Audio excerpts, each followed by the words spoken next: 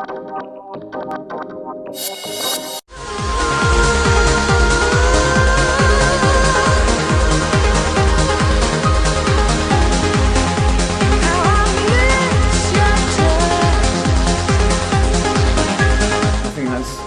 true to a degree, but I think as you travel around the world that changes, because in some countries there's a certain sort of type of person that tends to be into one music more. I'm not saying everyone, but it tends to attract more people of a certain type in some countries than it does others.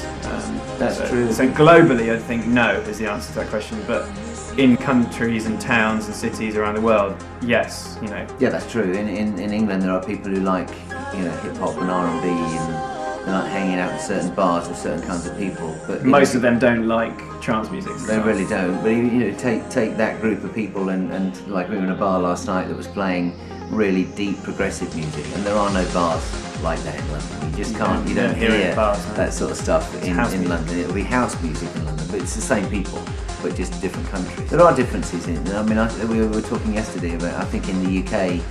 People who like drum and bass are mostly guys, mostly really geeky guys, but that's just, you know, where it's ended up. It's, you know, it used to be a bit broader than that, but they're the people who are still into it now. So I think it depends on the country you're in, but there are definitely differences. Lots of girls like house music in London, so if you want to see lots of girls, you've got to go to a bar where they're playing house music, because it's quite happy, and girls like to go out and have a laugh and have a good time.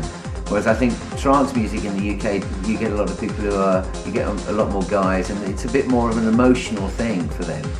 I think that's why guys like it, because guys aren't that emotional every day, so this is their outlet for it. It's an escape for them, so there's a big distinction in the UK really between those two things. We've never been before, this is our first time. We've been told by Patrick, who's promoting tonight, that it's going to be an amazing gig, so we've got high expectations. We just came from Brazil, and the guy who was looking after us in Brazil said that, you know, the crowd in Brazil is fantastic, but the crowd in Argentina is incredible. So we're expecting great things from the people. But I mean, I think there's a good tradition of intelligent electronic music in South America with the progressive stuff. You know, your Hernan Cattaneo and your Sasha people.